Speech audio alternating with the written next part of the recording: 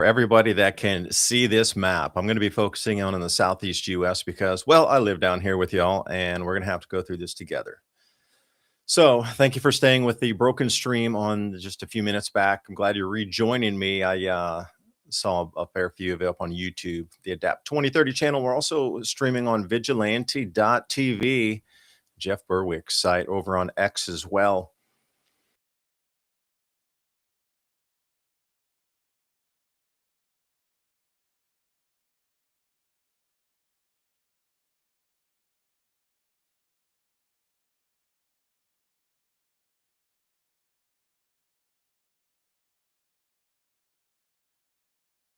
For this is the second time I've tried the stream to get it live, and here we are. No, I just don't see it. Where are we? I don't see it. There we are. We're back, kind of. Not really. No, locked up again. Okay, now let's try again. Thank you for staying with me. Again, this is the second time we've had a glitch with this one here. So it seems that there's intermittent with the internet already going down. All right, I'm down here in Southeast Tennessee. Had early snows today, kind of transitioned into like group hell a little bit, and then it's back to snow, and then it's sort of clear at the moment. Been watching the reports all through out to Nashville as well, down into Atlanta, Georgia. And you know, those people in Atlanta, yo, y'all can't drive when it rains, let alone snows and sleet. Stay off the roads, please. All kinds of multi-car pileups occurring already. And this is one of the problems. So if you're watching with me on YouTube, please give me a 5x5 if you can hear me. Now I'm going to click on the microphone. I've had a disconnect already a couple of times, so here we go. Let me know if you can hear that click.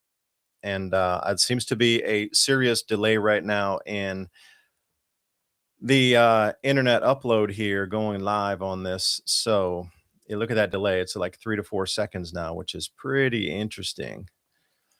So let's run through some of the models here. I'm just going to go with the stream. Whatever happens, the tech, we're being interrupted. Power outages are starting to occur over in Texas. We're going to take a look at the power outage maps that are occurring right now. Also, the forecast. I'll show you how to go to Tropical Tidbits so you can get your own forecast analysis tools. Follow this and let's start it off. There's so much information happening at the same time here. So if we do go to a place, there's a site called Tropical Tidbits, and you're going to want to go to, let's see what we got here. It's tropicaltidbits.com, and you're going to go to the analysis models. And if you follow my mouse all the way over, when you get into the forecast models, that's where you're going to want to click first. Once you click that, you're going to want to go down to mesoscale. And what we're looking at here is mesoscale. We're on NAM 12 kilometer, but you can also switch over to 3 kilometer, which gives you a more granular view tight in. And at the same time, you can switch to a much wider view at 32. It brings it really far out, wide scale US.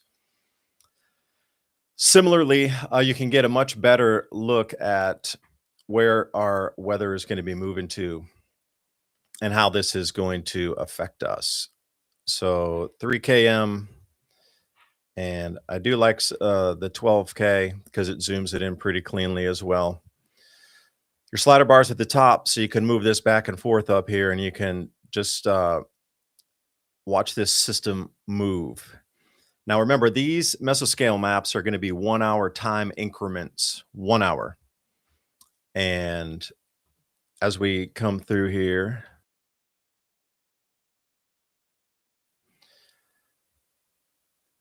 we're looking at Zulu time as well on the chart. So those of you Zulu time or Greenwich Mean Time, it's 5 hours East Coast time backward. So if we're looking at the chart here and it says 1900 Zulu, you got to subtract 5 hours. So if you want to do traditional, you go 19, 18, 17, 16, 15, 14, which is 2 p.m. This will be the 2 p.m. forecast. So anytime you're looking at these charts, they're always going to give you Zulu chart. You're going to want to pull back 5 hours because of the time change. That's England over there. And depending on, well, if we're in the summer, it's different. It's going to be 4 hours. But now it's 5 because we pulled back on time. So to be able to get to your charts to know, because they're not going to give you East Coast time on the chart, they're just going to set it as a standard Zulu or Greenwich Mean Time. So -5, and you can easily see where we're going to go. Now I'm just going to click up with you here on the bar. There's arrows that we can use to take a look at everything and validate it. So if we're looking at maybe 2 p.m., if we go back to a current time is going to be right there, 17 Zulu, which is around noon. So this is a little bit noon to 12:30-ish. So you can start to see the power outages are beginning in Texas. And if we take a look at the power outage map, which I'll share to this tab here, starting to see some Texas outages. So if we dive into Texas, you can see so far there's about 100,000 people without power. And this is over on poweroutage.us. Now, New Mexico, shout out Ransom if you're there. Yeah, they were gonna have some natural gas pressurization problems going over the mountains on the east there of New Mexico due to the record cold temperatures that are inbound. I watched a bunch of Dallas Fort Worth news this morning, and they had apparently so far broken 200 cold records. And as we go into later today, Saturday, Sunday, Monday, they are snapping all cold records ever recorded by about 3 degrees Fahrenheit. So you'll notice too, Texas and where it comes together with Louisiana, that area is now starting to get into the power outages. So, for example, DeSoto County down here in northern Louisiana, Red River, we're looking at where are we at? Bentonville County, that whole area in the quadrant up there into the northwest, that's beginning to go down. If you are planning for your power outage like we have, and I was up this morning at like 6:30 in the dark with my little headlamp running around trying to get the house ready, in addition to what I'd done yesterday, because I knew our arrival times. Now, this storm apparently is arriving faster and more ferociously than most models. So it's kind of, they called it overperforming. At least who I was watching this morning with Max Velocity and Ryan Hall, you all shout out, talking about the storm overperforming. So this is where the power outages are beginning. And this is just, I mean, the wisp and the cusp of it. So if we look at Texas outages, you're going to see on the very far east of Texas into, like I say, north and west Louisiana, that area is already starting to go out. So if you look at the percentage of customers here, like 30% of the customers are out of power in these counties that are yellow. Will it come to 100%? I'm not sure, but it is absolutely starting. And that was some of the things that were considered as, well, you're going to have to start looking for this. Planned power outages. Another thing I didn't like about the news is they were so slow, dragging their feet, telling everybody about the power outages. And even some of the Atlanta coverage I saw this morning, they're expecting 3 to 5 days with no power. And then their news forecasters on the weather were like, yeah, I expect to be without power for a long time. Now, I don't know what the messaging is in this, weather media here in the climate media. Like, why would you not just come straight out and tell somebody your power will be out for 3 to 5 days? Is it that much to, tell people in advance what's happening? Do they want to scare them? Oh, I'm afraid we're going to scare the people and they're going to get so many resources. Yeah, well, that is what it is. They should have warned the people in advance. So let's come through. This is a 12-kilometer view. This is going to be, not 32, not 3, but somewhere right in the middle. So as we get right now about this time, we move forward. And notice that they're 1 hour time differences. It's not like your forecast models that jump 3 or 6 hours. So as we move forward, the Southeast U.S. is going to start to get hit. And like Northern Alabama, I've got some friends over in Arkansas. I've been chatting back and forth with, trying to get their situation on the ground, because you can see where that purple is. It's transitioning from sleet into freezing rain. They got that snow edge belt there. They can't drive. Everything's iced up already. Memphis is starting to get hit. There's a bunch of storm chasers out. I encourage you to check out the different storm chasers running around. Huge amounts of accidents up around Nashville already. Please stay off the road. 10-car pile up, and then as everybody was rubberneck and somebody slid off the road directly across from the wreck in the other direction. You got trees already coming down onto the highway that people are zigging around. It's just going to get worse from here. So if you don't have to travel, please don't. It's just not a very safe time to be on the road.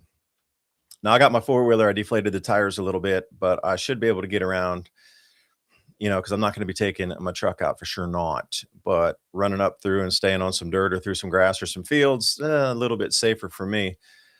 So as you notice this, it's broken down into the different types of precipitation. We got the rain. Now the sleet is more like real small hail. Some of it could be melted and stick a little bit, but generally you can plow that off the roads. Snow, you can plow it off the roads. Freezing rain, not. So if you're in the area with the blue that's just going to get snow or sleet, fine for you. They're going to be able to salt the roads, plow the roads off. But if you're in the freezing rain area, this is going to be the dangerous part for anybody down here in the Southeast US. First, we're not used to this. All of our, they don't generally put lines underground for long distances except in the cities. Most of our infrastructure electrically is exposed. And we haven't seen this kind of freezing rain since the 1960s. 1963 was the last storm I can validate where we had this type of, say, punch on the Southeast. But then the record cold that's going to follow this, we're going to have thousands of cold records broken. Not used to it. So it's not really going to warm up for 3 days or so after that. So just anticipate whatever damage has occurred to you 3 days before anything will melt off. Now, getting repair crews out there is going to be something different. But in terms of actually melting where you might be able to go somewhere and help yourself or help your neighbors really to get, cleaned up after this, you're looking at a good 3 days. Moving forward here, you can see as we get into 20 minus 5, 15, 3 p.m., it really starts to transition toward like East Tennessee and into Virginia and Eastern Virginia. West Virginia is totally covered at that point. And then if you're in East Tennessee, Northern Mississippi and Northern Alabama, this is when we get hit the most. Now, again, this is Southeast US specific. Y'all are up in New York and thing. You're just pretty much going to get snow. Almost everywhere north of, Virginia and West Virginia, that whole area, that's going to be mainly snow until later on when it transitions and past the Appalachian Mountains, where you start to get the freezing rain up through DC, etc. So as we go forward another couple hours here, this is where it really starts to mesh into. The yellow down, what you're seeing with the orange and the green, those are thunderstorms. The green is rain. And then that's the reason we're getting this Arctic front hitting. So I heard somebody explain it that we got the polar vortex express smashing with the pineapple express. So we got the warm moisture pulling up from Hawaii, rolling all the way through Mexico. That's colliding with like a Siberian express. So you're getting the hot, warm, moist air colliding with the Arctic freezing, super dry air, and that they're rolling over each other. And as this cold is underneath the heat, when it drops down, that's where we get the freezing rain. Rain's going to be there, but it's going to drop down into that last 5,000 feet. And by the time it reaches ground level without evaporation or fully freezing, it's going to be that almost like slushy type spoosh. And when it hits something that's cold, it's going to freeze on it. This is just going to exacerbate. There's coming out of Texas. I saw some in Oklahoma, a lot of freezing rain pictures this morning. Saw some bonehead lady putting gasoline in just plastic totes in the back of her minivan. And I was thinking, you don't understand. Gasoline eats away a lot of different types of plastic, especially styrofoam. But had just like a clear see-through, tote that you would put in your closet to keep your clothes in for the winter or whatever you put in those. But she was filling with gasoline at the petrol station. And I'm like, do you know how incredibly dangerous that is? If you hit your brakes, all that gasoline's jostling back and forth in there. Those aren't watertight seals. A. B, any type of spark that would come off anywhere would ignite that car. And C, that gasoline would absolutely be burning through and eroding that plastic. I mean, that was the most bonehead thing I think I'd seen since last year when somebody put like a tarp in the back of their pickup truck and poured gasoline in it to bring home a whole open pickup truck full of gas. I don't know how far they got on the road before either they blew up or somebody stopped them. Please don't do that. A little common sense. But again, if you're looking for Darwin Awards, that would be a main contender of a Darwin Award winner would have been that person this morning putting gasoline into like Tupperware drums to take it home in the back of their car. Like, come on. Insane. Safety first.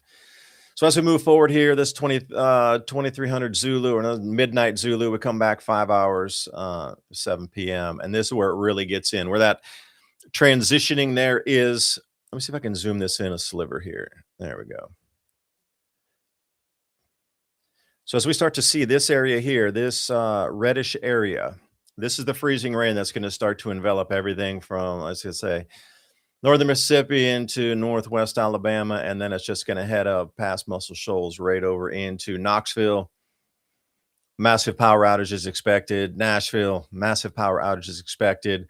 The new forecast for Memphis, Tennessee is 3 to 5 days of no power. And I was thinking, Memphis, damn, dude, that place is dangerous anyway. After dark, you got no power. The looting's going to be off the hook in Memphis. It's absolutely going to be off the hook. You could expect National Guard to be deployed there to stop the looting because it is going to get intensely like you're going to want to lock yourself in a house in Memphis and just not even go out because no electricity. There's going to be no police response. It's going to be nasty in Memphis. So just take care of that too there. As we come over Nashville, a little more, let's say, law abiding. And when we get into Knoxville, you don't mess around there. People are there's a different set of rules in that in Knoxville according to how lenient they are against crime, let's say, and what they will allow the average citizen to protect themselves against crime is. Nashville is it's a capital and it's very left leaning over there, which is great, or whatever you like to look at that. But the laws are not such that you can protect yourself. Uh, Out here, Castle Doctrine rules anywhere from Knoxville out into the mountains and over North Carolina. South Carolina mountains, Castle Doctrine is what you're looking at. Like you can protect your property. In the cities, not so much. They're very tight on that because, well, you're surrounded by an enormous amount of people. They think they can control all the police presence and responses, but they're not going to be able to during these storms. Just understand that you're going to be on your own for a minute or two. And again, it's just such a travesty that they did not really start talking about the power outages until this morning, and they're still not giving the true length of what they're going to be. Let's say that. So if you're listening to my voice, please, if you see anybody in this reddish area here, A, stay off the roads, and B, you're going to be without power for a little longer than you might think you would be. So I got to zoom back down the screen so I can get to the slider. Here we go. So then as we come through, this is in the evening hours. The temperatures obviously drop. So that rain that's coming through some of the lower ground level cooler temperatures, that's going to amplify through the evening. And it's really going to start getting windy and much. The accumulation, or they call it accretion, when you get the ice sticking to things, is going to ramp up. Like you're going to go from 0 to 60 on that one because Arctic air and all that moisture coming down in the daytime, it can balance a little bit. Temperatures rise in the day. But as we get in the overnight hours tonight, it is the beginning of the super freeze. Like this, if it was super freeze alone, would have been national news on how cold it would have gotten. But now you're going to have this striation of power out everywhere and lines dropped. Another thing, please, if you see a live line, keep your pets and animals away because they're going to be super interested in that. Like a lot of time, it'll be the first time your animals, your dogs, or whatever will see down power lines in your front field or your neighborhood or in your backyard or whatever. They're going to want to go investigate it. They are going to get shocked, and that'll be the last day you see them. Keep them away from the down power lines. That includes your kids and your neighbors, or any of your spouses. They're going to want to go check it. Get them away. 15 feet at the minimum is you need to stay away from those down lines. They're still alive. Unless both ends have been ripped off the poles, there very well could be a current running through there, and you do not want to be anywhere near that. And I'm serious. You just let the power company handle that. Let them clean up the down branches around it. That's their deal. That's why you pay your bill every month. Keep yourself safe. As we come in, this will be like midnight here, bringing you forward a little bit. Now you notice that there is going to be more of this. I'm going to bring you down into, I think, let's go again. If you're looking for this chart here on mesoscale, tropicaltidbits.com, forecast models, and we're going to zoom in on the 3 kilometer so we can get a little bit better gauge of the more granularness of this one here. So it really shows you where the breakage is going to be. Now, previously, that was a completely 100% covered area. Now, later in the evening, it's going to transition in some areas, not all, some, into rainfall. Now, again, the models are changing still even as the storm is going. The models change. But it does look like this is going to go from freezing rain to regular rain and then into snow. as we move through. In the tail end, you're going to start to see this scorpion effect, which is interesting, this wrapping vortice, and that's when the wind's going to pick up across the mountain areas here. Anywhere Appalachia, the winds, at least our wind warnings here are 60-mile-per-hour gusts, 45 sustained as this thing starts to wrap in on itself and really speed up. It's gonna, if you know Schauberger principles on how vortices work, especially with water flow, well, atmospheric flows are very much the same thing. And I can't make this move without making it a little bit smaller. So as it starts to tighten up on atmospheric spin, once it's going to form in on itself. If it was offshore, it'd be a bombogenesis by the time it completes its vortice here. All right, so you can see how it transitioned into rain down around Tennessee Valley and northern parts of Alabama, northern parts of Georgia. Atlanta's going to get icy. I've seen some forecasts that were calling up to half an inch of accumulated freezing rain or accreted ice on top of everything. Almost all air travel snarled. So, as a couple of people that throw me some comments this morning, hey, I saw you doing a forecast. What about they were flying into Orlando? And I was like, you're not going to be flying. They have so far canceled, at least as of yesterday, planned through these 3 days, 5,000 flights canceled at least. You can check out yesterday's video. I had the full bar chart of what they expected each day in terms of how many flights are going to be canceled. 5,000. And it's probably increased since then. All right, what do we got here? 98 is my check-in number, 8 degrees Celsius, light snow here in western Alberta. Yeah, what's actually going to be colder down here in some places in the southeast U.S. than it will be where you are in Alberta, which is interesting. Now, again, these northern areas, I saw some forecasts as I put the charts yesterday. It's going to be 51 degrees Fahrenheit below zero with the wind chill in places like northern Michigan over into like northern Iowa, north of Illinois, like Chicago Lake area, and up into, let's say, Minnesota. That whole area was going to go sub-zero, minus 40, minus 50 on the wind chills like that we've never seen. It just rarely gets like this. So the long and woolies got to get it. Fairfax, Virginia, there was a power outage earlier. Even the lights are on. The gas station's credit card systems are down, cash only. I knew that was going to happen. I was very clearly spent 5 minutes talking about that yesterday in the video, the warning. You can still use cash or silver in places to purchase things. Their computer ordering systems are gone. They're not going to be the reason like I was in Trader Joe's and I know the manager over there, and I was asking what happens when the power goes out, and like, we close the store. And I was like, well, dude, you can still take cash. He's like, we can, but we're not going to. I was like, well, why not? I just feel you can, press and you can make sure the cash drawers are open. He goes, no, you don't get it. Or just in time, or the ordering system is going to be completely thrown into kilter. It would take weeks or longer of people working full time if every store in the Southeast US and Trader Joe's chain went to using cash purchases to untangle that yarn there, because they wouldn't know what was needed to be ordered, what wouldn't be. The snarling of ordering systems, especially with like Cisco is one of their main deliverers. They're not from Cisco themselves, but the delivery, they're working with forget U.S. Foods as well, like bring a bunch of stuff in, then they go from there and out into their stores. So the transportation's being used amongst all of the food providers, but it just gets to a location that goes on local, and then it goes out to the actual stores. But the whole thing was about not being able to get the ordering system back functional again, and that would cause so much chaos. Instead of paying that and losing the money and having systems at such in disarray of ordering, you not having enough food, they don't care. You really are a non-entity in this whole thing comparatively to what corporations are going to lose money if they don't get their ordering system in check.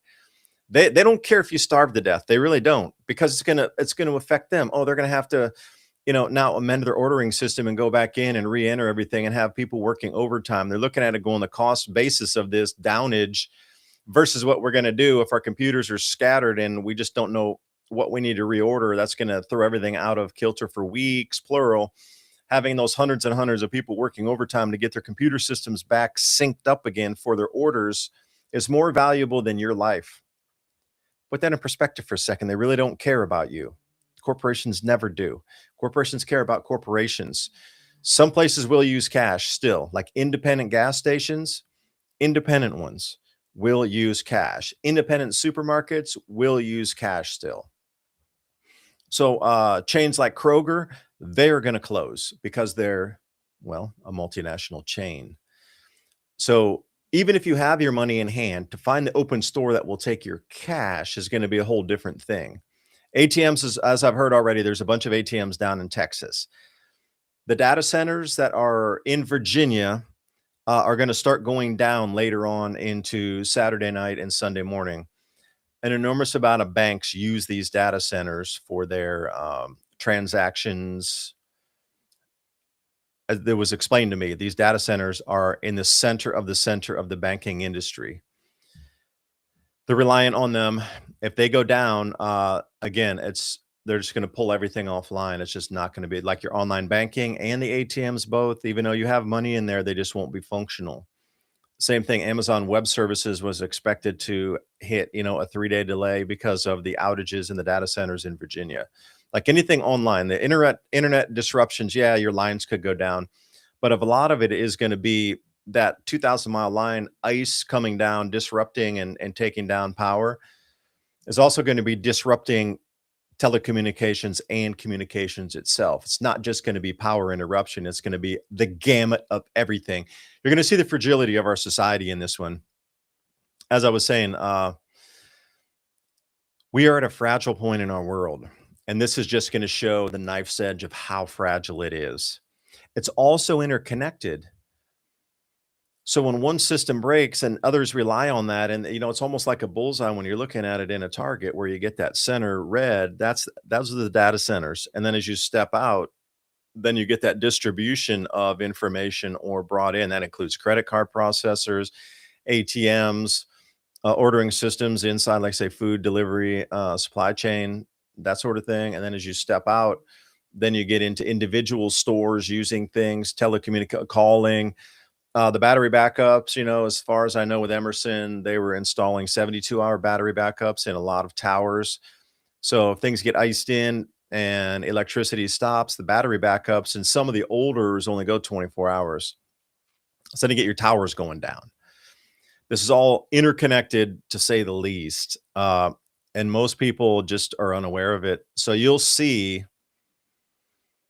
what is going on here. I got a stack of 20s anticipating at least a week without power. Yeah, and the very last thing I want to say about cash.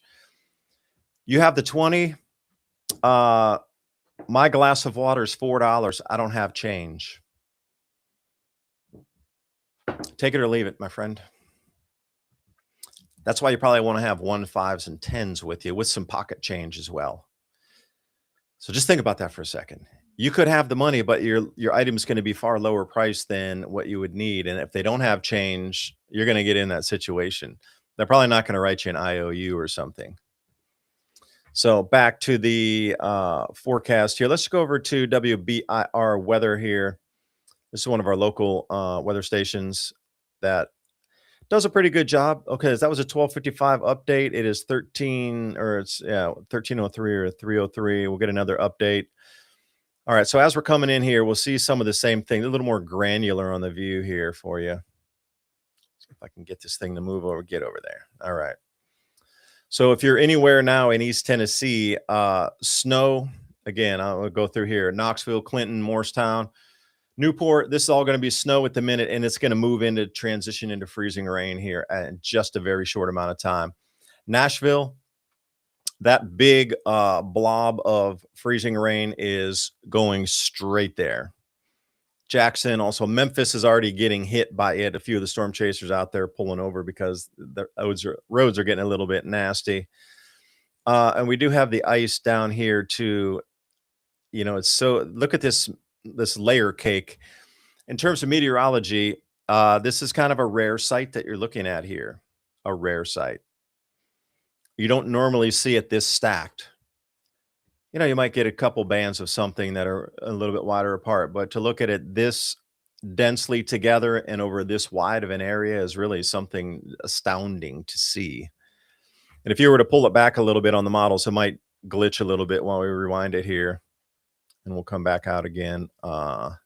on the full southeast. So this is WBIR.com if you want to follow over there and check out their radar. I use this one all the time because it's local. And you can see how it follows the same analysis models that it's starting to move. So let me speed this up a bit so we can get a clean run on it. There you go. It needs to catch up on the frames loading. And you'll notice that a lot when you're doing a lot of the runs, that you'll see it's going to take a minute to load up all the frames. And what just happened there again. There we go. It had to reload itself. Okay.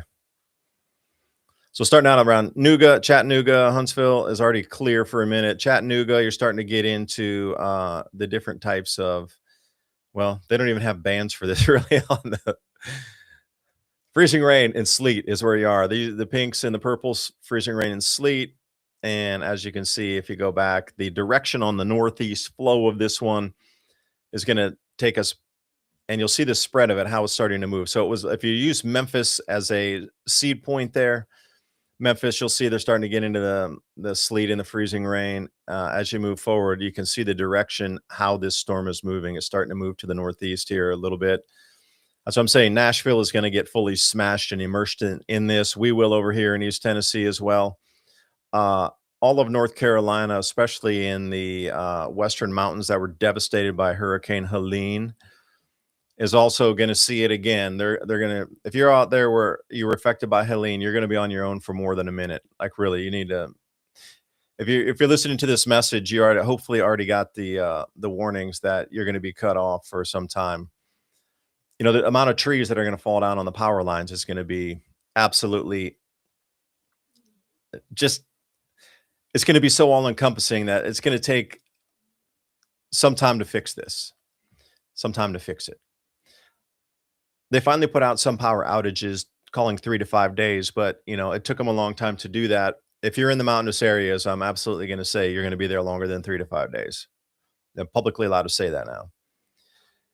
Previously, you were just allowed to say the power is going to be out. Currently, the power outages 3 to 5 days. Mountainous areas expect longer. You're going to be the last one served. They're going to get Nashville hospitals up before they're going to get you.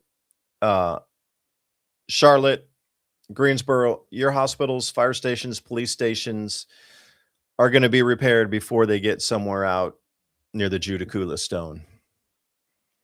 Same with Chattanooga. You'll get repaired first before all these small towns up and down the valley here up through Knoxville.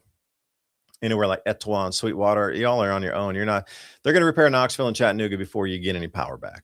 I know, TVA will be getting their crews out there if it's on the high tension lines, or Fort Loudon will be out there trying to get, but they're going to be overwhelmed. You got to realize, like these local power providers, they're going to have hundreds and hundreds of power lines down.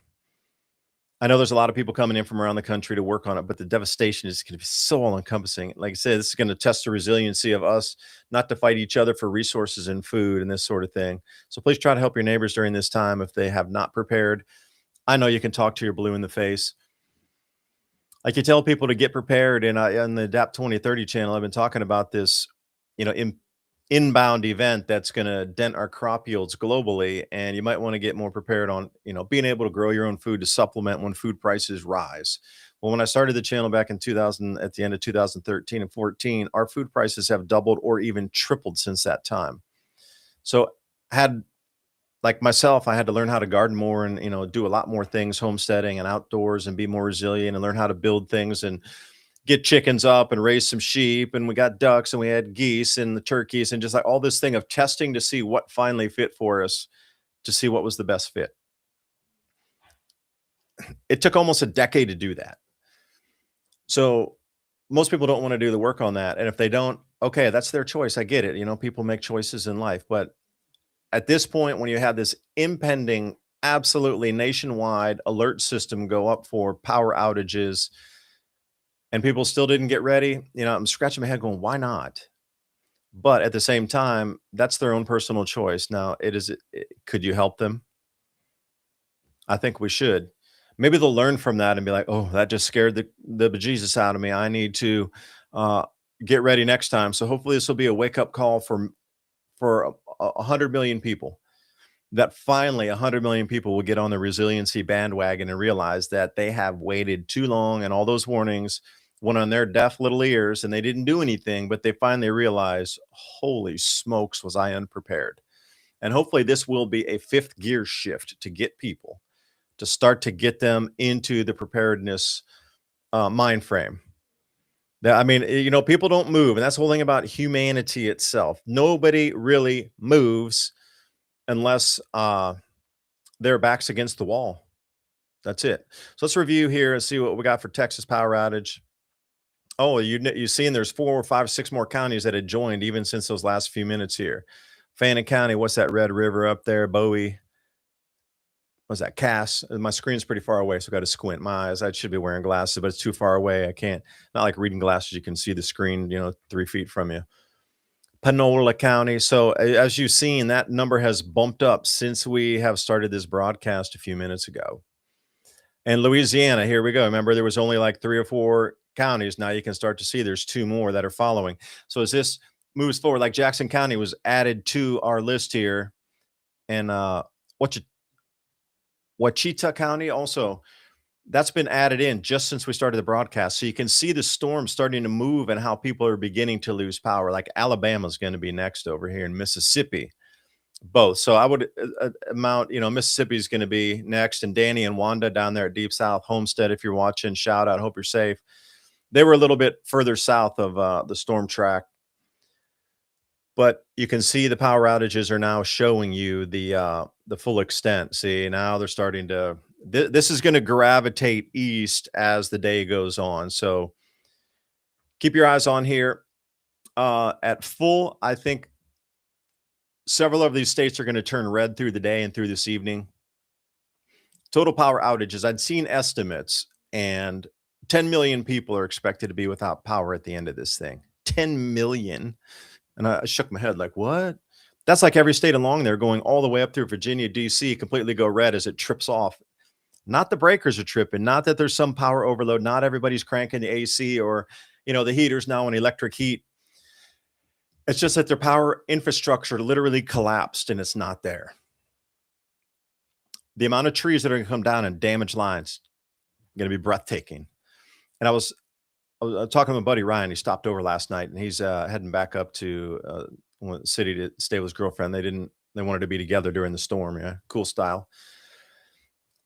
But he was telling me, even up where he used to live up in Connecticut, that people have really gone away from heating oil up into electric for heating. And he was saying when he was a kid, think about, and we're talking, it was like, yeah, the amount of people that were on like heating oil or that sort of natural gas compared to how many people are heating with the electric currently is tremendously different. Like we rely on electricity for heating just so much more than we did, a few years back. So wool blankets and gear for hunting is nice.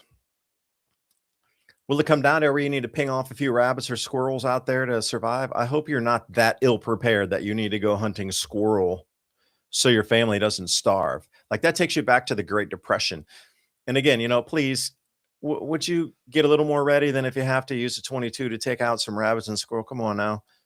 Yeah, 120,000 people without power so far. This is the cuspy cusp as we're just beginning of this storm here. The freeze in Texas. I bought sheepskin rugs for everyone in my house. Very cool. Yeah, those things will keep you warm. Remember back in the old day, why did people wear animal skins, and why did they have different types of, what people throw paint on you now for wearing mink or wearing whatever beaver or wearing some kind of pelt, but it was the warmest thing that you could possibly wear. You go back in history, that's all everybody used to wear were pelts because it was literally the outside hide of an animal protecting you from the cold, but they do it naturally out there in the wild. Now you throw paint on people. You're naughty.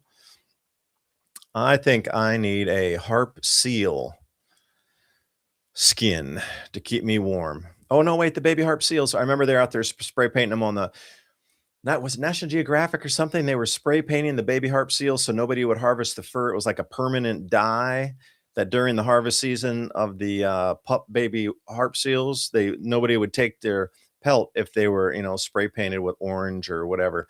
So they had like these vast amounts of people, running out on the sea ice, spraying all the baby pups. But I'm just wondering, how much more damage that did because you alerted all all the predators out there. Hey, there's an optic orange thing that should have been blended in and camouflaged with the ice. So easy to see them now. Get 100,000 extra little targets bouncing around. They're all colored. Awesome. So you look at that and see, how much trouble did they, or how much more damage did they cause by doing that versus we got to spray the seals so the hunters won't get them. But then, polar bears will get them, something like that. Or the seals will pop out of the ice and be like, whoa, optic orange, perfect snack. Thank you. You pointed it right out to us. And yeah, please share with your friends and family. Thank you for reminding me. Do send to your friends and family. Maybe not even this video, but there's so many other videos that are out there live right now. Can you send something to them and just say, hey, how bad were you hit adapt 2030? Not yet. We are expecting our storm to come in later right now. I would pull the shade cloth down and blow out the view here, but I've been out since like 6:30 this morning. On and off, snow, no snow. The group hell came in a little bit and smacked me. I had to put on like some clear glasses there to walk around because the wind was, because it wasn't even snow. It was like kind of frozen. No, not even round balls. They were just like jagged pieces of could be snow came rolling in. They call it group hell. There's a name for that in Europe. Let's head on to it. Let's look at the NOAA chart here. And for those of you in the Southeast US, since you were asking, thank you so much for checking this out. This is our forecast for the ice accumulations, expected ice for this afternoon, starting now. When I say this afternoon, pretty much approximately 2 p.m. is when we were expecting the first freezing rain to get here. So any of you in the Southeast US, now we're looking at we're looking at, Southeast Tennessee or just sort of Eastern Tennessee into Western North Carolina. And at the very bottom where it says Chattanooga and Murphy, and if you go down below that black line, that is Georgia, heading down toward Atlanta. But look at the accumulations. That's 2 inches of accreted ice on the branches. That's going to take them a month to recover from. Almost every tree is going to fall at that point. That is going to be. I was watching. Who was I watching earlier? Max Velocity was. He had a couple graphics up there. Half an inch of ice adds approximately 5,000 extra pounds to a tree. Let's say 20-foot tall, 20-foot wide tree, like an apple tree, pear tree, whatever. The ice adds 5,000 extra pounds to the tree, half an inch. This is going to be 2 inches. You're talking about 20,000 extra pounds per tree.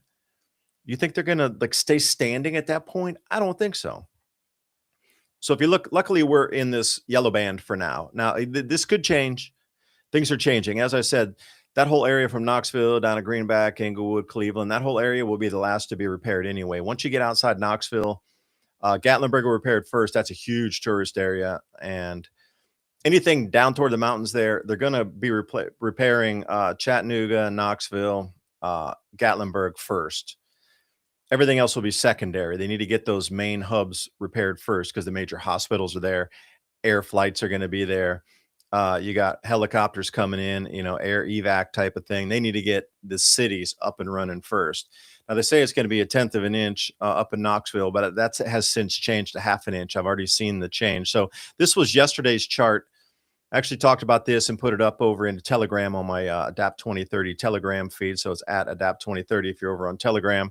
This was posted last night. So this has not changed, but the new forecast has. So you're going to be moving everything a little bit more to the right, to the east.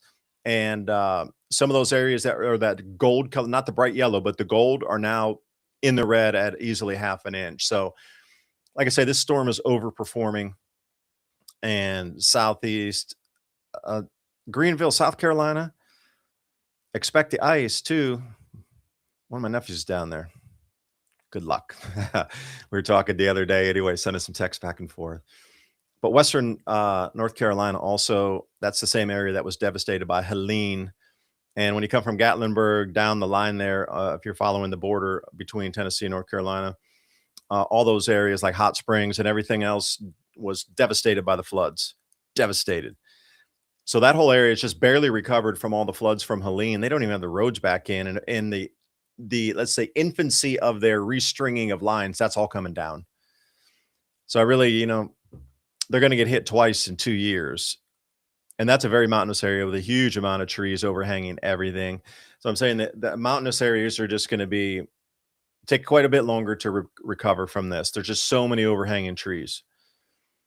Like, I another friend of mine was saying he lived up in Townsend, and we were talking about ice, and I was like, "Well, we didn't really have that many power outages down here."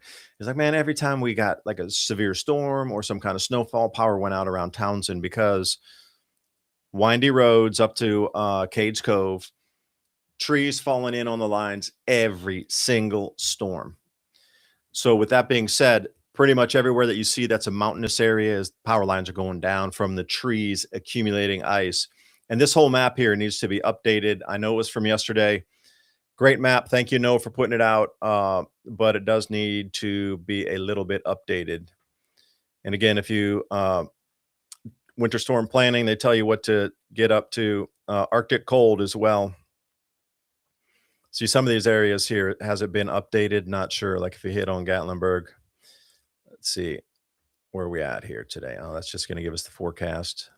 Bad thumb move. My mouse doesn't work and I can't go get another one. Sheesh. So if we're looking at Huntsville radar, this is another goodie to check out here on the Huntsville radar. That's more of a local one that'll give you most of the southeast down to Atlanta, from say Nashville to Atlanta if you're looking for this type. Now again, when you're looking at the freezing rain on at least these, because they don't have a freezing rain included in on the temperature variance on it's going to show up as rain or snow, not actually freezing rain like they can do with different type of Doppler radars and thing. Just space reflectivity. Let's see if we can get let's get a super resolution and see where, there we go. So now you can see the difference in that. Did you see how quick that changed from what is the precipitation type compared to what is just like rainfall that hasn't hit that cold zone yet? Because, you know, when they're looking at these clouds, they're higher up in the atmosphere when they're measuring this. So it may appear as rain on some, but see, once you finally get into some better resolution, it starts to show you the difference in the precipitation lower in the atmosphere when it gets down toward ground level. So a lot of these models and these images that were like this type of event that we're seeing right now is very rare. So, I mean, it's not baked into uh, the everyday type of. Why can't I get out of that? Get me out of there.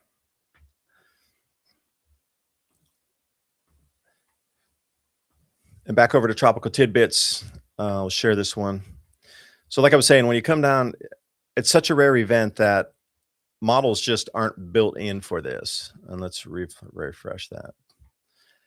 Why would you build a model that's something that has like a 0.001 chance of happening? Why would you build it into just the daily model that people would look at? Mostly it's rain, could be sleet, could be snow, but freezing rain is such an outlier. And usually it's just a little tiny dot on a map somewhere where, you know, we're into uncharted territory on this one here. So let's move forward here. This will bring us into the 25th, which is tomorrow at 900 Zulu, minus 5 hours. So you're coming out around 4 a.m. It looks like this is going to transition into some rain. And that's going to punch through. And that's, see that scorpion hook right there? That's what I was referring to for earlier in the broadcast. Is the wind speed, the velocity is just absolutely going to start ripping here. And they were predicting 60-mile-an-hour winds all along the Appalachian Mountains once this start. You're looking at a scorpion. You know, we've heard this called a scorpion. Over in England, they have a word for it because these systems that come off. It's not a bombogenesis. It's not a hurricane. It's an extratropical low that rolled up usually from the tropics, and sting jet. That's the name of it, a sting jet. And it has that scorpion, looks like a scorpion tail. And we're seeing a sting jet. Normally these are over the ocean, but we're getting a sting jet coming in over our land, and it's going to focus itself over the mountains. So what we're seeing here is, I wouldn't say it's breaking models, but it's so far out. If you're looking at deviations, and I know a lot of people are watching, yeah, you're looking at a 4 to 6 sigma deviation, even trending higher at 6 sigma. Such an event that is outside of most. You might call it a black swan, and Lee Wheelbarger would be like, "That's a pond of black swans." But this is not normal. What you're looking at here, this is once in a lifetime image. once in a lifetime image. I'm gonna screen grab it just because boom, here we go. So I will put this up in the Adapt 2030 channel video later today when we're trying to get that, save that one. I will save it later. So moving forward in time, uh, that is going to be thunderstorms and rain that's pushing over after everything is frozen. Then it's going to get rained on, and then it's going to get Arctic cold on top, all within like an 8-hour period.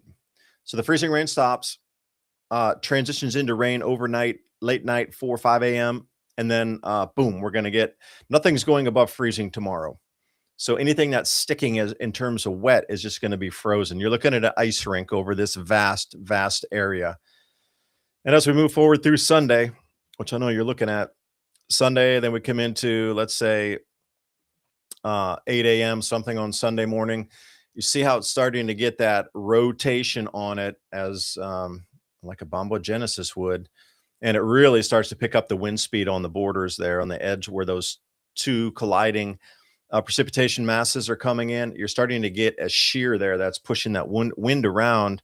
And this is where it really starts to pick up the wind. And it's like I say, Appalachian mountain areas, you're looking for 60 miles an hour on the wind on this. With the below zero or freezing 32 temperatures or below freezing, Celsius is 0 below, but 32 for us here Fahrenheit. So you say you got 28 degrees Fahrenheit and 60-mile-an-hour winds. That's what's following this after this rain comes in. And you can see really how dense the rain becomes. This is going to be a violent line of thunderstorms. So go from this snow into freezing rain into violent thunderstorms, and then it leaves. And then it leaves a sheet of ice after everything freezes in the Arctic air behind it. So this is kind of your layout coming up through Sunday. And again, how tightly this line is, and it's going to be moving. Tomorrow we'll get a better understanding of how fast these thunderstorms are going to move through here. But for right now, and again, look at when you're starting to look at, oh, that didn't work. We're starting to look at reds and things on the screen here. Oh, didn't let me do it. I was trying to pull that out on surface pressure because sometimes you can zoom in on that if you work with the same. So let's move back up in front here. Sometimes if you grab that area, it'll wide it out for you in just that specific triangle or whatever you're trying to grab. I'll have to do it the old fashioned way. I'll have to wide out the screen here. So as you can see, anything that is into this orangish color here in that red, those are very fast moving lightning storms, usually violent thunderstorms that are coming through on this leading edge. So if I were to slide back a couple hours on that, yeah. So thunderstorms start at what? Tomorrow evening, say 20 minus 5, 3 p.m., somewhere around that. Wherever you were getting the freezing rain before, as you can see that punch through that Gulf moisture is trying to really like rip through and add more warmth. So when the rain comes down, it won't go through the freeze layer. The rain will come down as rain because it's pushing that frozen ground layer at 5,000 feet down to the ground surface out of the way now with that wind. So that'll be just thunderstorms coming through. And again, 60 mile an hour moving fronts on thunderstorms, that's pretty damaging too. And if you're going to have any sort of like hangover branches that are just hanging off, they didn't all the way break off, this is going to break them down. So that's what I'm saying. This is something to behold, the amount of change. And I'm just wondering how frequently this occurred during the Maunder minimum as well. Because, I talk about grand solar minimums all the time and how it might work. So let's go down to the 12. Let's go down to the 12 kilometer. It's a little bit wider out on the view. Remember, if you're with me on this one, it's tropicaltidbits.com. You go to the forecast models first. You come down to mesoscale, and then you can really drop in and see the NAM model, what it is. So again, wider out 32 is it's not as granular, but it still shows some density here. The forecast had changed because, oh no, that's Western North, because they're going to get really icy in there. And down after the rains come all through Atlanta, you're going to have thunderstorms. So if your flights weren't delayed because of the ice on the runways and you can't even get to the airport, forget that. You're going to be delayed by thunderstorms, which delay flights every single summer down through Atlanta. They're ferocious storms in Georgia, ferocious storms in Alabama too. But that is going to be the thickness of it for now. And then it kind of spins through. And if we wind out into Monday, even Monday night at say 1, 2 a.m., the storm has completely passed. Well, what do you see behind that? Well, if you go over to thermodynamics here and we go 2-meter temperature anomaly, that's what you see. Absolutely blistering record cold. Blistering record cold. Now, we could come down into 2-meter. So that's the thermodynamics on the left side, just means temperature basically. This is the You have a 30-year average of temperatures on the lows or the highs. And then what they're doing is they're saying, all right, based on that 30-year average temperature, where does this sit? Lower than the average for 30 years or above the average for 30 years? And you can see clearly this is off the charts, literally off the charts. Like it pegs at 28 Celsius, which is about 40, I would say 39 to 40 Fahrenheit below, and that's off the chart. So again, in our modern age with AI, could they not put a 30, 35 negative band in there so we could really see the true temperatures? I keep asking this every time I do these reports. It's it's just relentless with these reports here.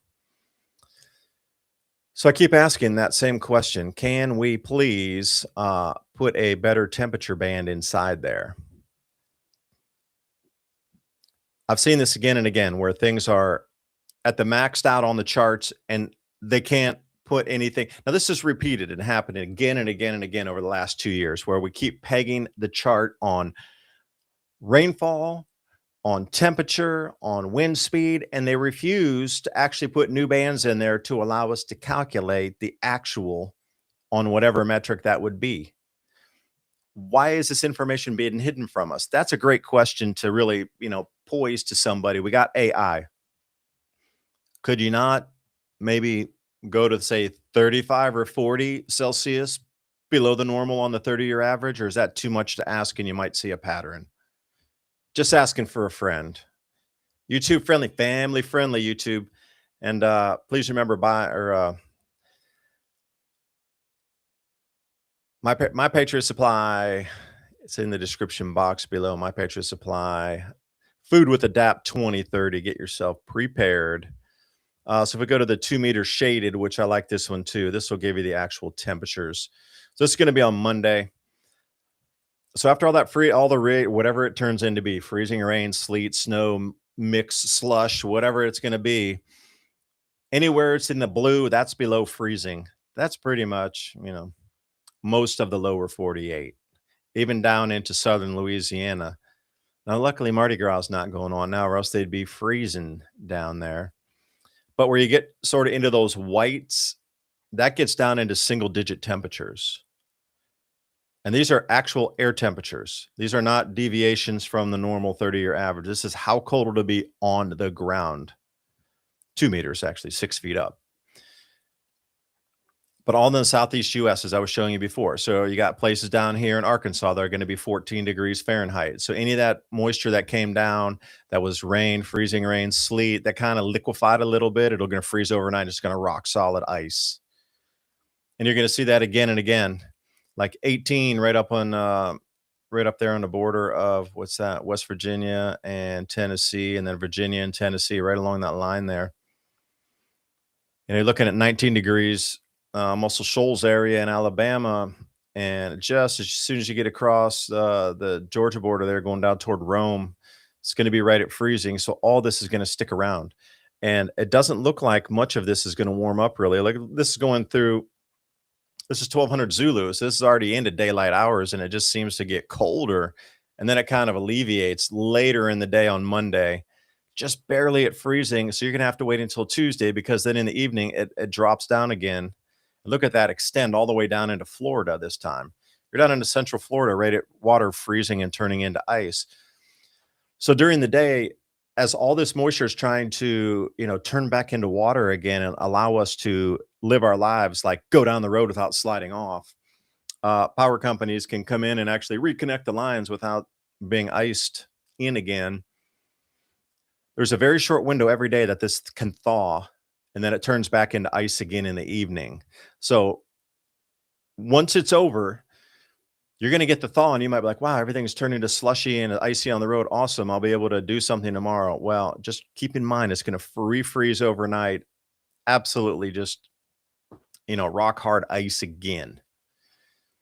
And then it'll finally on Tuesday or Wednesday, does get above there we go, and then it finally on, Tuesday afternoon gets above freezing for a minute, and then what happens? Whoosh, it comes back. Well, that's as far as the model runs. We can do a GFS model run on this one too, or a European model, but you can see as the cold swings in, look how cold that is. Damn. Like, you're already at 10 Fahrenheit below 0 or sub-zero, 10, and then you got the wind chills up in here, you got Iowa and all the way over into the Dakotas, and you got our favorite daycare areas up there in Minnesota getting frozen out. Kids aren't going to go to school. But behind that, they were talking about 50 Celsius below zero up somewhere and a little bit more north in Canada. One of the coldest temperatures ever recorded in Canada is about to occur during this time as well. It's not just here, but they're expecting record cold temperatures.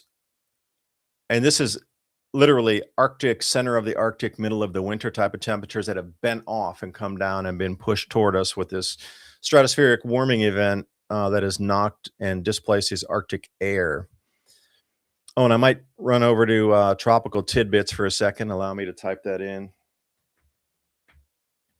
No, not tropical tidbits. We're going severe weather. EU. Another good one to let's share this tab. Here we go. Severe weather EU. So the stratospheric warming event. So if you're not familiar, just a refresher here, and there on the right is what that sting jet is. But this one's over land here in America.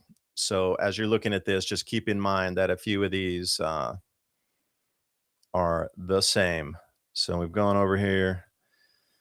The sting jet will be showing you. So the disrupted polar vortex is going to come back in. That's where the Arctic Circle air currently sits over Canada. And when I say Canada, over Canada, I don't mean, kind of a little bit to the north, way up there in the northern Yukon or something. That Arctic air mass, that purple that you're seeing, extends down into the United States, lower 48. That's where the Arctic Circle would be in a normal year. And if we look inversely over Asia, it's incredibly warm because that Arctic air mass that normally would drive polar air to different regions, through the winter, is completely oblong and offset over into a different part of the northern hemisphere. Is that a magnetic field change? Is that a magnetic field recoupling that's causing this disruption? Kamchatka Peninsula, that was where a new punch through was coming, and the magnetic polar wander, if you're looking for that, is heading toward the Kamchatka Peninsula. And if you look at the year ahead, I encourage you to look at this magazine cover. It's the Economist magazine cover, the year ahead. I'll see if I can't bring that up, but it shows you also a circle, which I thought was really interesting that they were able to kind of forecast this thing out. 2026 Economist. And I know a few of you had seen me pull this one up before. Let's see if I can get this thing large. Where is it? Okay. End of the American Dream. Is that Michael Schneider's site? I think it is Michael Schneider's site. Come on now. Give it to me. Where's the magazine cover? That's what I don't. Come on now. All I want to do is see the image. Okay, I'll pull it up here for you. Let me see if I can open this. Take a glimpse at the map there. Let's share this one. I present to you the World Ahead 2026 Economist magazine cover. What do you see there? It says 250, 250th American anniversary.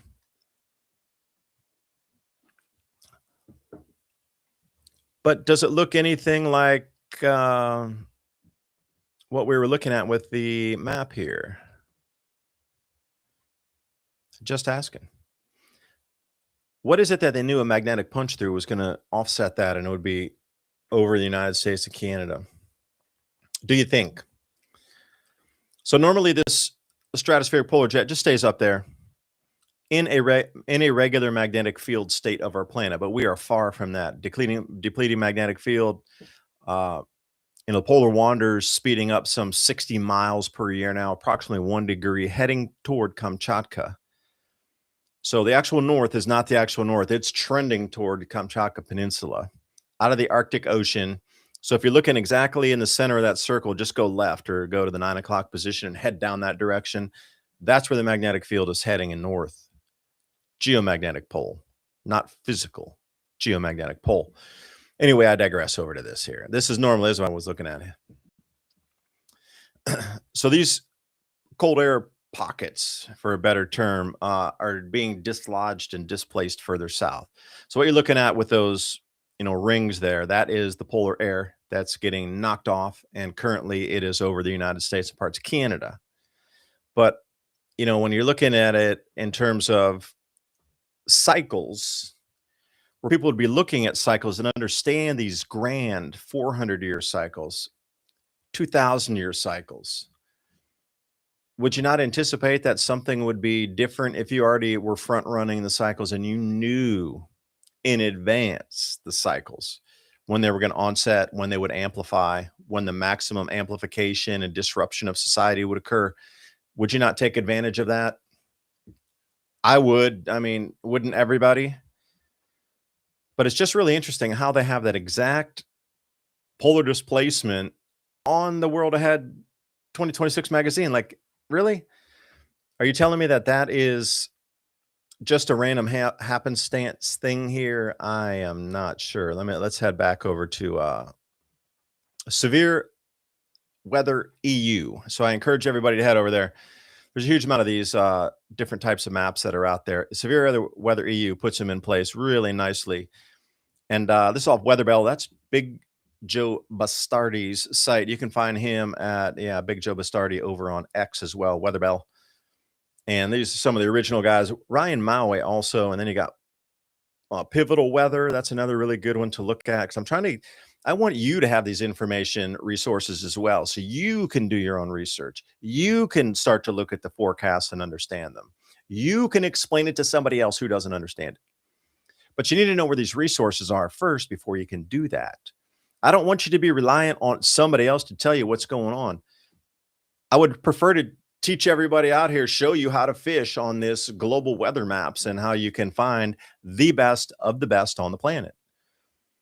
You get all these very general maps coming off Fox and CNN and Today Show and everything. I appreciate it. It's for the masses, right? But if you really want to delve into some very granular, nice data, you're going to want to come to places like Weather Bell.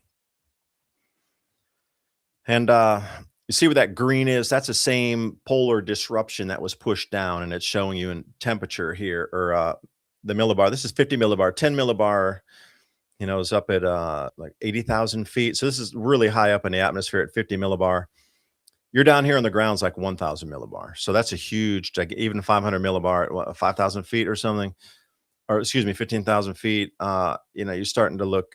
This is the disrupted polar vortex here for you. So what's interesting is this is the first of two. The first one you're seeing is being directed over the United States and in Canada. So at the leading edge of that would be the normal vortex that would wrap and hold in at, say, 90 north and around to the Arctic Circle. That is displaced because of this sudden stratospheric warming event.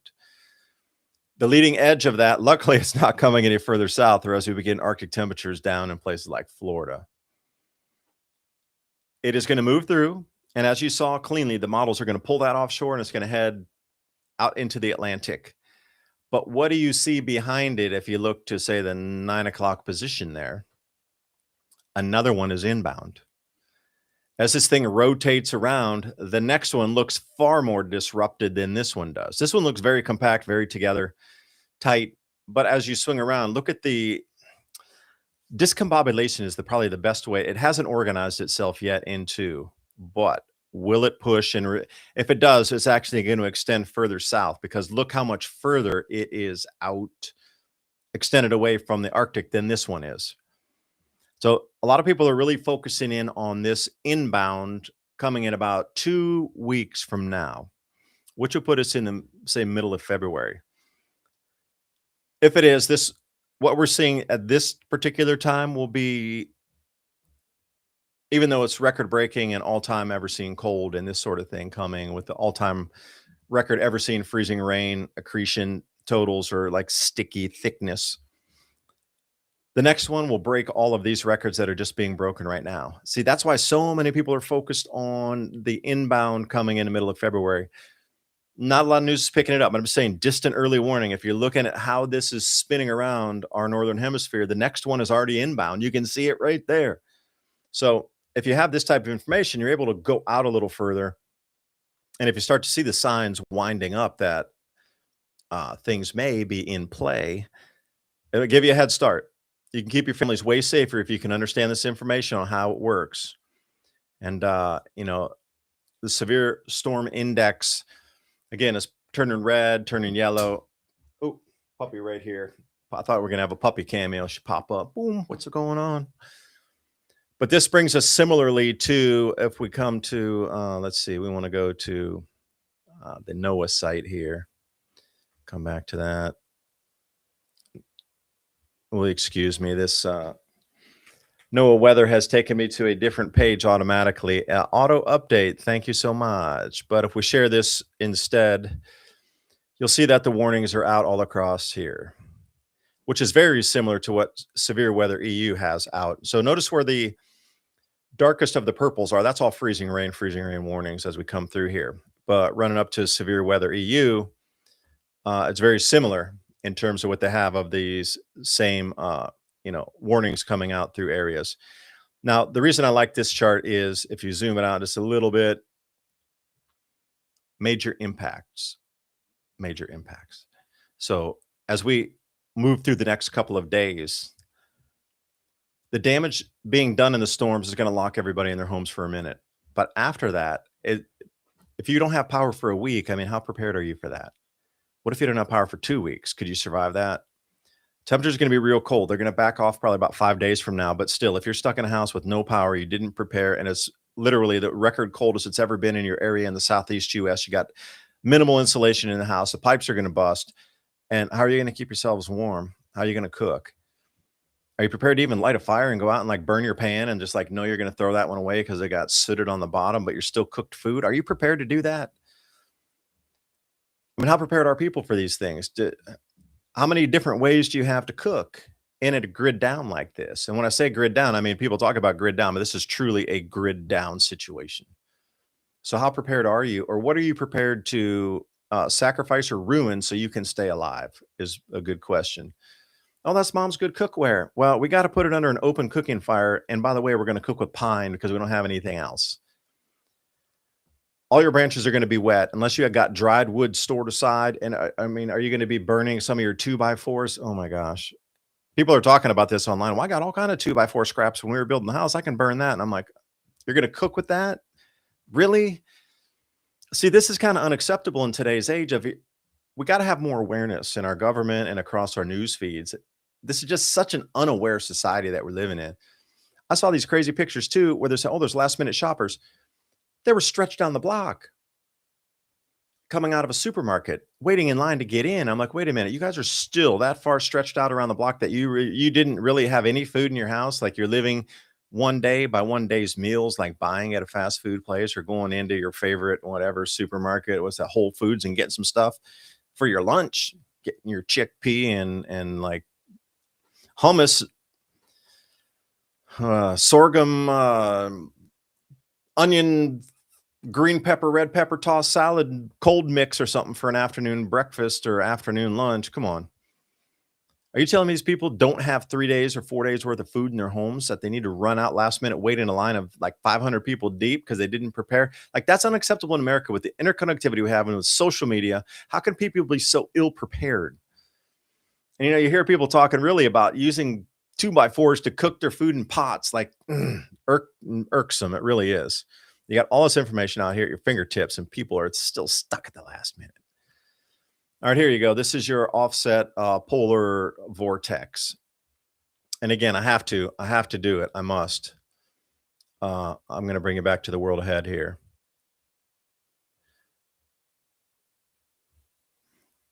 Isn't it quirky that they picked this out, this exact phenomenon that's occurring here?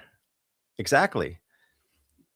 But if it was a cycle, you would know what happened. So you wouldn't really be like wowing the audience because I would already know your magic trick, right? If it's a cycle, I already know your magic trick. But if people don't, you'd be like, wow, how'd you know that? It's a cycle. They know the cycle is here again. It's intensifying in certain areas. And they probably have seen over the ages of this information transmitted and passed down through the ages. And again, you can see how incredibly cold it's going to get. Now, this here is a good one. This takes us through the 29th and the 30th of January. So, again, this is literally off the chart of cold, and it's degrees Celsius, which any of you know degrees Celsius pack a better punch than a degree Fahrenheit in terms of heat or cold. So to come back in all this freezing rain and this freezing and rethawing and freezing again overnight, like these are the temperatures we're going to have to deal with. We're not going to go above freezing for days after this event. And just a distant early warning again, if you're looking at these absolutely bone jarring temperatures, they're going all the way until the 30th, which is what, 6 or 7 more days out. So if you don't have power, are you prepared to stay in this type of cold for 6 or 7 more days without help? Are you prepared? What's your fire risk if you're using candles? Do you even have a fire extinguisher that you can put something out in your house if something were to happen? And I really feel some cold air coming through my window, and I just felt like something picked up out there. I thought I heard some wind gusts as well.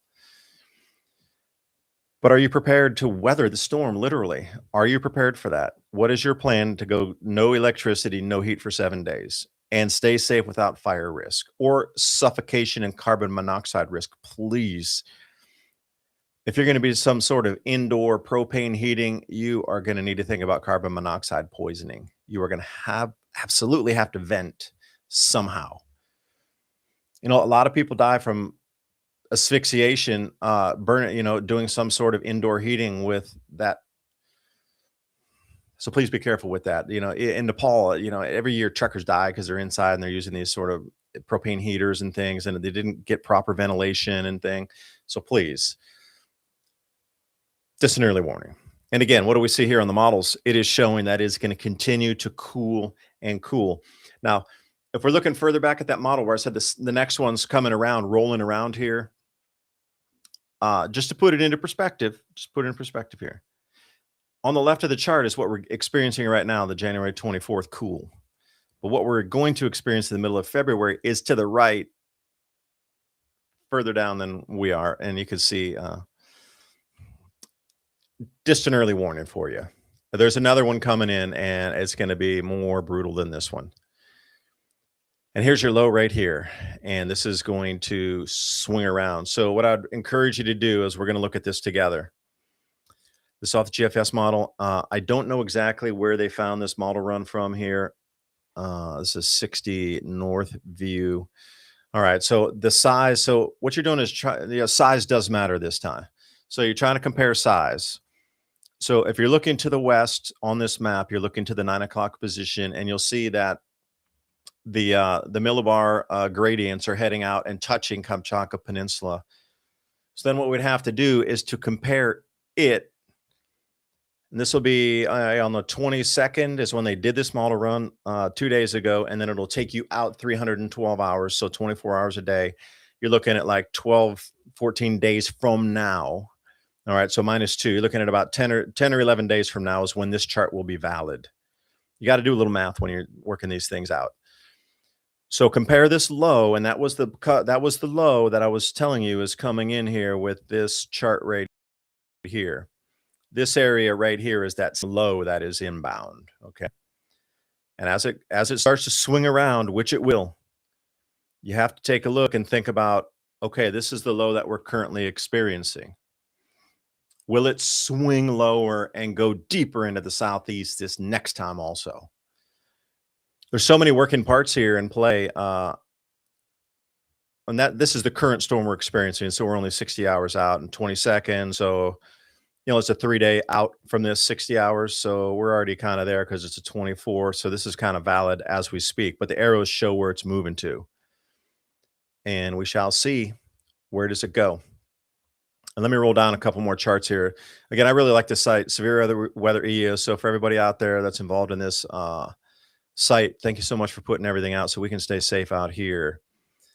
And you can see the 2 cutoff lows. Now, this is the sudden stratospheric warming event ripping right through the Arctic Circle. I mean, right through the center of it.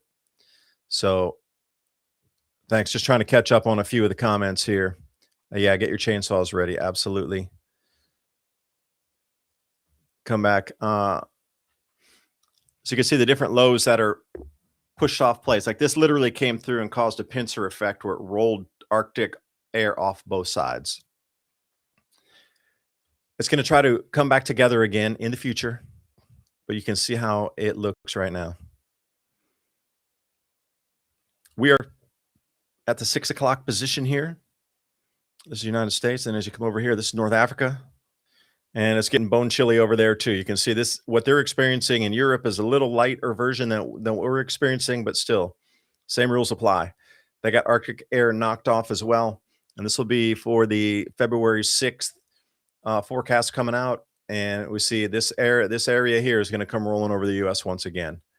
And it's going to come rolling over Europe at the same time. So again, the question to ask would be, will this low here, this displacement event, be as intense as this one or less? Because normally they do. They don't just come around, they whip around.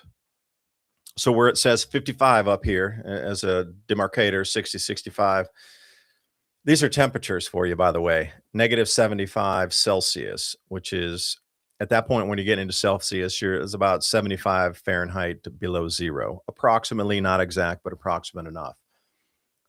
Will this just stay as this and just come around? No, it's going to whip. So that where it says 55 below zero here, that is going to whip down. And this is the whole question everybody's been asking in this community that follows long-range forecasts is, how intense is this new one inbound going to be compared to the one we're experiencing right now? This one is a country, United States changing event occurring anyway. But is there another one that's even going to be larger on the horizon?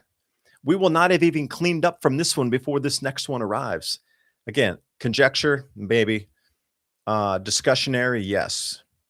All right, so let's jump into some comments here. Thank you for throwing some comments. We had a few people here. Let's see. Drop them back in. 9 degrees and sunny here in Pennsylvania. Thanks for the update there. Let's see what else. What is Andy pointing out here? Do I need to visit Wales to see my family? It's a working holiday. I don't know. China silver's at 112. Yeah, I saw it was 103 here yesterday. So they still got that $10 difference in Shanghai pricing compared to COMEX pricing. I was looking on APMEX too. It shocked me. It was $115 for a Liberty because you're paying the premium on that. And if you want to buy one here in America, even though the price is 103, you need to pay 113 or 115, depends if you're a JM Bullion or if you're at APMEX. So if it was Shanghai pricing, you'd be paying in the 120s for an ounce of silver. Again, you know, how much extra metal will they need to repair all the damage here? I am not sure. Yeah, I would love to plant 1 billion trees too. That would be incredible if we could do that. Plant 1 billion trees. Yay. Let's do it. Would that sequester? I think it would. What kind of stove? Rocket stoves. We have a winter well. Okay, so we're backed up with generators and, you know, plug-in electric heaters and oil recirculating heaters is what I have. Shaq Lane, thank you for the shout out there for the super chat. Appreciate it. Meant to be milling lumber by today. Yeah, rain, no way. So we have backups to backups. So currently we know our power is going out. It's 100% guaranteed we're going to lose power. Pretty much set up. Everything's been refired up. Got the chainsaws ready. Got the generator ready. It's just like one pull. Boom. We just plug and we're go. It would take under 10 minutes to re-electrify the house in under 10 minutes. We got oil recirculating heaters because even if that were to run out of power, like you need to refill your generator. You don't want to leave it running while you refill it, right? So even by the time that I need to unplug it to refill it 8 hours later, the warm oil in the oil recirculating heaters will still retain heat and still keep things warming. But if you have, you know, some of those, you can actually see the color inside sometimes. Damn, I can't even think of the word right now. My grandma used to have one of these. She plugged it in, it'd be like glow bright red where you can actually see the contacts inside. Those, once you turn them off, they dissipate the heat incredibly fast because it's just contact heating. But with oil recirculating, then the temperature will stay the same inside there, and it'll gradually dissipate. So you get a good 45 minutes of heat out of one of those oil recirculating heaters than you would if you have something in that's, like I say, contact heating. If we lose everything, if a tree falls on the house, our electricity, like we run out of fuel or something, our ultimate backup is I have a big yurt, 13-foot tall yurt, and we have a winter well stove that burns wood, and I covered all my wood. So keep your wood dry, because if you try to put wet wood even in a stove, just it just doesn't work. It gets smoky, doesn't burn very hot. It just meant it just it'll ruin your experience of cooking in a fire stove. Winter well's a real good one to look at. We've got the glass in front so we could get the heat from the fire, and we can also get the light from the fire, like dual purpose. Because I know some that have a full solid front on them. I prefer to get the glass. I know you need to clean it after each use. But when you're starting to think about in terms of how ready you are for events, like how ready are you? I've tried to bump it up to be resilient out here for up to a month and then some. So let's continue here. Yeah, here's your polar vortex. Okay. As it's coming through on the 30th, okay, here comes your next whip jet. Your jet is a coming that's going to sting you, because you can see where this polar is. You're going to get a cutoff low, and those are always just drift really far south anyway. I didn't know they had the update here. So that what I was saying, this is going to get cut off on itself as this minimize. It's too thin right now to hold. It'll cut off, but then you'll have this pocket of Arctic air that's just going to go somewhere. This might even go down into like Guatemala or something, and they'll get below freezing temperatures in Guatemala. But then you have a whole rest of this that's going to contend with. And what you notice, it's kind of cavitating and leaning to the west, at least on this variant of the map. And a lot of times they bend the same direction and push further south on the bend. Because you notice a lot of these, they're vertical. This one is way off. It's way off of vertical. So this is anomalous in itself. Like, could you get that collapse in the upper atmosphere of that cold that just boom, rolls in, and we have a day after tomorrow event? Is the question. Just poison it, just putting it out there. And you can see the atmospheric circulation flows on this. But this is a little bit further out, like I say, 2 weeks from now. So let's jump back into, I want to go to the power outage map once more and see, where we sit with power outage. I'm going to share this tab. So in the last half hour of me rambling about longer term forecasts, after this comes in, where are we going from here? So let's look at, well, Louisiana's still sticking tight. Seems not to have increased. There's only 20,000 customers without power in Louisiana at the moment. And Texas currently, there's only 50,000 people without power. And out of 15 million, that's quite the small amount. That's just like a rounding error fraction. What's that? Yeah, I was going to say about 0.39. That's like a rounding error. So far, not too much power outage occurring. But again, it's the beginning of the storm. So what happens from this point? Let's go back into the WBIR weather here. And those of you out in East Tennessee, North Georgia, this sort of thing. Okay, here we go. We get our first bouts of freezing, whatever, coming in here. So Memphis is fully enveloped at the moment. So if you're looking at Memphis, this is the 2 p.m.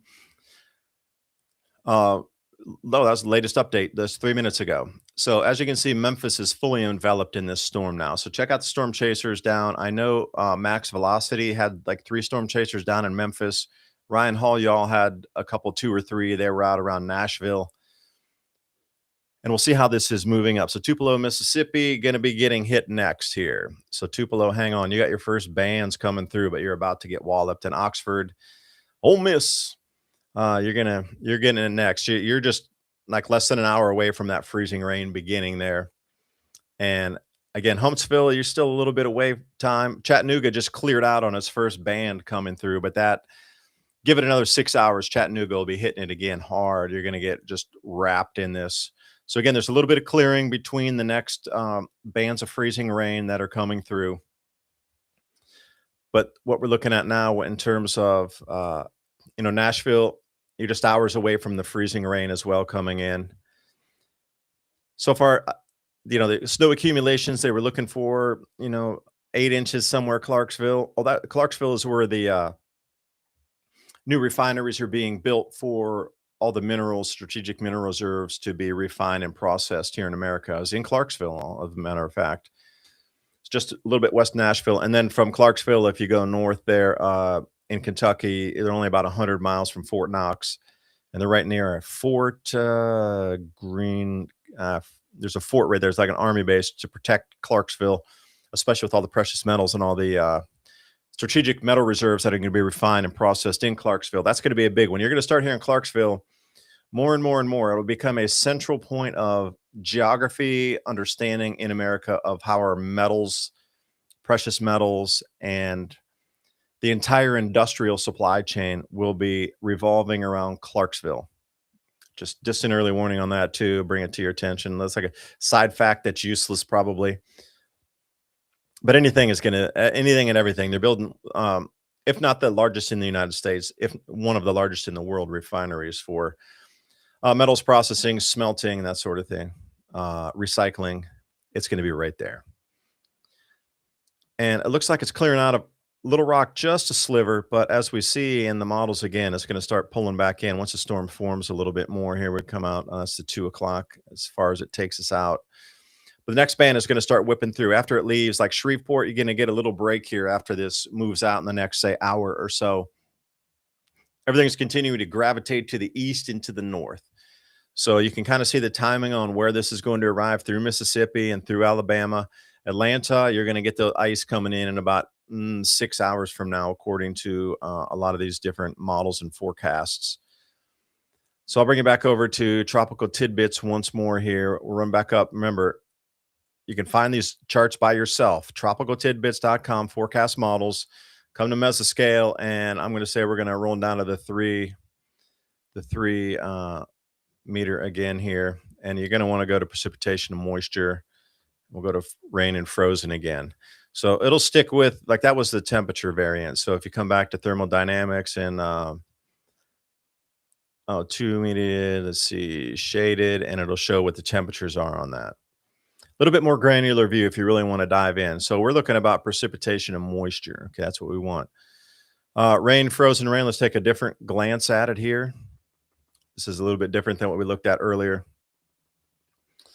But this is where we sit right about now. No, that's tomorrow's view of what it'll be. So when I was talking about the bands of different types of precipitation coming through, they're going to come through, but then you're going to get different breaks as this thing intensifies, lets off, intensifies, lets off. We are on the 24th right now. This is where we sit. Okay, so this is the very first band of it coming through. And it's going to work through today. So 800, this is 1 p.m. here, 18, 76, 50, 54, 30. Yeah, like 1 p.m. Remember, you're -5 for the Zulu time on any of these maps. 1 hour standard jumps in time on this. So 2 o'clock, 3 o'clock, 4 o'clock, and East Tennessee really starts to get hit. 5 o'clock, at northern Alabama, northern Mississippi, you're deep in the middle of it. 6 o'clock, 7 o'clock tonight. This is when northern Georgia and all of Tennessee, North Carolina really start to get enveloped in this. Parts of West Virginia and Virginia get into this on the southern edges of both of those states. And as we come through, again, it's going to clear out for, I'm not even going to say clear out. It's just going to reform itself in the way precipitation's coming down. But notice we are at midnight, just as the clock turns into the 25th. Some few hours, so half a day from now, and you're going to start to see that sting jet start to form up. There's the jet, sting jet, scorpion tail is starting to form there. Winds are going to really ramp up at this point, and you're going to get a reformation of this entire storm. So here we come again. So like I say, northern Mississippi, northern Alabama, you're going to get that break for a minute, but it's coming right back at you. And here we go. Then you got the thunderstorm line, and that's going to be a quick moving line of ferocious thunderstorms. They're going to be electrical storms. I don't know about thunderstorms. They're going to be electric. And they were talking about electric ice storms too. And I was like, I never even heard that term before. I didn't even know there was such a thing as an electric thunder something. Yeah. But imagine an electric ice storm. Is this a once in a 2,000-year cycle we're entering, and everybody's still walking on like thin ice, afraid to tell our populace about what's happening and the changeover of Earth's entire atmospheric flow, and like our magnetic fields all tweaked right now? Are they just afraid to tell everybody that we're coming into this again and again and again, and this is going to be the new normal for us? I don't know. You have to do more of your own research. I'm just leaving a breadcrumb or two, but something significant's happening. If this is the transition into a grand solar minimum, when we can expect this type of ferocious weather all the time, that explains really why they lost a lot of crops in the Maunder minimum 1600, 1640 to 1700. I mean, devastating crop losses for years, causing famines planet wide. It wasn't just in Europe. It wasn't just in Asia. It wasn't just in South America or just in Central America. It was planet wide. And you'll see if you go back to 800 AD is also another very clean, just fingerprint of destruction across the world of crop losses, collapses of dynasties, kingdoms, etc. Full collapse mode at 800 AD. 1640, another collapse mode.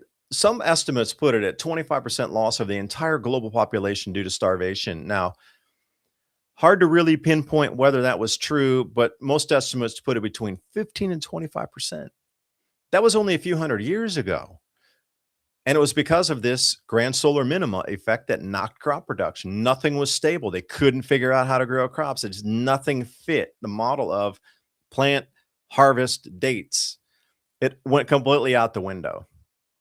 And then we had the year without a summer in 16 after Tambora in 1815.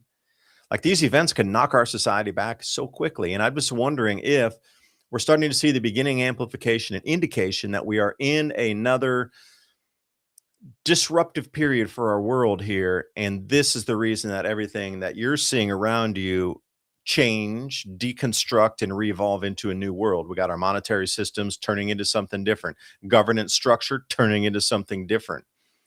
Bilateral trade, globalization, no, we're going back regional again. Why would you want to go regional if you had such a tight-knit system and just in time? Why would you break that and go, okay, we got to do everything regionally again? Unless there was a known disruption inbound on a cycle that could be forecast. That's what would do it. And I'm just wondering if this is the beginning and one of the first ones that we're going to see of this disruptive event type of world. So let's bring you, I know I ramble sometimes. Thank you for reminding me that I'm a rambler, but I'm not a gambler. I'm just a rambler. Sting jet sitting over our Appalachian mountains, pulling back this way. That's where those huge winds are going to come rolling in tonight and later tomorrow. So this is 1600 Zulu on the 25th, 1700. This is noontime on the 25th. So wherever you sit in this, that incredible band of thunderstorms is going to come ripping through all the ice was southern Mississippi, northern Alabama, northern Georgia. You're going to and Tennessee, central Tennessee, all the way over to east, all the way up into West Virginia. Watch how that just moves so quickly. That's a very fast move. This is only a 1 hour chart. Look how far that moves in a single hour. Wow, these winds are going to be with those storms are going to be ferocious. So get ready for that. And you can see how tight the winds are really packing it together. Winds are going to sandwich these belts together, and the cold weather flow is going to get that sandwich in there in the middle. So when that rain's dropping through, that ground level that's pushed under that warm belt is obviously it's retreating, and this warm air is pushing it out of the way. That's why that's thinning down. Before, when you saw it so wide, it was that cold air pushing so far under, and it's kind of like pushing a wedge under. It was driving that over. But now it seems like it's coming back into some sort of stabilization where the cold air meets the warm air and they make an edge, not a underlying wedge that drives way deep under that. That's the reason the freezing rain's happening, because it's dropping a rain and then it hits like 5,000 foot level and it's just frozen, and it turns into that before it freezes totally. In those minutes or so when it's dropping through that cold column, boom, and it smashes and gets the ice sticky. Here we go. Then we start to see the extreme cold that's just going to follow there. Look at the isobar chart where it says 1040 up there. That is just incredibly dry air, just bone chilling, like Arctic, mammoths, frozen kind of chilliness up there where that high is coming. And watch the high come. And as it moves down, now it's 1042, 43, 44, 40. Oh, and then it's back up. Yeah, 45 again. As long as that stays there, that high pressure, that is just rocking cold air that's just permeating all of this. It'll drive through. And then the last of the snowfall is going to be for the Appalachians. So those of you up around Knoxville, or come back here a couple hours on that, where are we at? 4, yeah, this is 4. If we bring midnight on the 26th, 25th, moving into 26th, gonna get some rock and snowfall along the Appalachian chain after all your power's out. Um, and again, maybe you could drive that'll help you drive on the roads versus pure ice. Not sure how that's gonna float out. But as we get into early morning hours, 8, it's still 3 a.m. and the snow's still coming down. And finally, it clears out right there. That's the clear out time. Right around 7 or 8 a.m., it seems like the storm shall dissipate. The storm shall end. Wasn't there a Verve song? And the storm shall end? Yeah. Tie yourself to the mast, my friend. The storm will end. If I might quote a Verve song from back in the day. I just dated myself, didn't I? But anyway, that is the forecast for there. Now, the thing you'll need to contend with once we're done with this is your blistering cold. I'll bring you back to the thermodynamics, temperature shade. This is the actual temperatures. I'm not going to even give you anomalies because it just is so strange on anomalous temperatures. But any of you that are out of power, like in Oklahoma or moving over into Arkansas, 10 degrees Fahrenheit, I hope you're prepared to weather that. And that's no pun intended to weather it. I mean, just be prepared for it. The cold is going to continue. And you see how that Arctic air mass kind of finally reaches, I would say it reaches its final apex. If you're looking somewhere around here, Western, let's say, for example, Memphis, right along the Mississippi, is going to be out of power for 3 to 5 days. And they're going to get down into single digit temperatures in the evening. Are people in Western Tennessee prepared for that? That's on the northern Mississippi border. No, is the short answer. This is going to have a great effect. People live in more thinly insulated homes. We're just not used to these temperatures for such a long duration. Generally, the power's on, so you can heat from within. And even if your insulation sucks, you can still crank the heat and it'll keep the cold out a minute, sort of make this buffer, and you can still, keep your temperature in the 60s in the house. When the power goes out, those temperatures come in on very thinly insulated homes. There's going to be a lot of people that are not ready for this in terms of like heating food, water. I was talking to somebody too, and they were saying, well, how do you flush your toilet if the water company goes down and there's no power for their systems to deliver water? And that brought me to a great point. I was thinking, do you know where your water sources are? Is the question. Do we know where the water sources are? This is a chemically nucleated ice geoengineered storm. It is so far a dud in southern Tennessee. It wasn't meant to arrive until at least 2 p.m. today. We're just getting into the very cusp. It was never meant to arrive until like mid to late afternoon here. So whatever forecast you had, it wasn't even supposed to get here yet. So if you're saying it's a dud, it's not even here yet. Mark my words, it's coming. Fortunately, here in North Arkansas, we still have power. Nice. The main amount of freezing rain hasn't hit there yet either. That's a problem too. Just keep your fingers crossed. Just be so thankful that you have power. Every single minute you have power is another moment to be thankful. Give thanks. Think and grow rich. Thankfulness and gratitude is everything. And you will be so thankful and so grateful when you have electricity compared to freezing in a home with no electricity. Last point I want to get at here. Somebody was asking me about, well, how do you flush your toilet if the power doesn't come back on, right? If the water company and associated, let's look at pivotal weather. And while I'm talking about this one here, pivotal weather shows that the freezing ice and the rain shall arrive here at, Sunday at 0:25 Zulu. So we get to subtract 5 hours on the 24th. So, 6, 7 p.m. we'll be in the thick of it here in East Tennessee. I was like, we have a pond down over here. Now it has a little thin layer of ice on it, but we can crack through that real quick and just get some 5-gallon buckets. And remember, your toilets can be gravity fed with water. You don't have to, where do you think the flush comes from? You could pour your 5-gallon bucket directly into the toilet to get a quick flush, or you could actually take that porcelain lid off of your toilet and refill it there and then do the actual flush from your toilet and it'll circulate the same way down. Getting water back in there is where the problem is from your utility company. But do you know where your water source is? Do you know a place right this second where you could walk out with 2 5-gallon buckets and go get water? It doesn't have to be purified by any means. You're flushing a toilet. But do you have a way to go get some semi-clean water somewhere without mud and sticks and moss and debris and algae and everything in it? Do you have a place that you can get relatively clean water? Might be a leaf or two in it. To walk back up with 2 buckets and take it in your house and pour it in the toilet to flush. That's a question to think about. If you don't, maybe while you have power, you want to go out and get those 2 5-gallon buckets and fill them up in your house and just keep them there for backup so you can flush a toilet. Like what are you filling in your house right now for your water backup? And how many of the water filters? Do you have a life straw? Do you have something that you could put through like a gallon that you could roll through?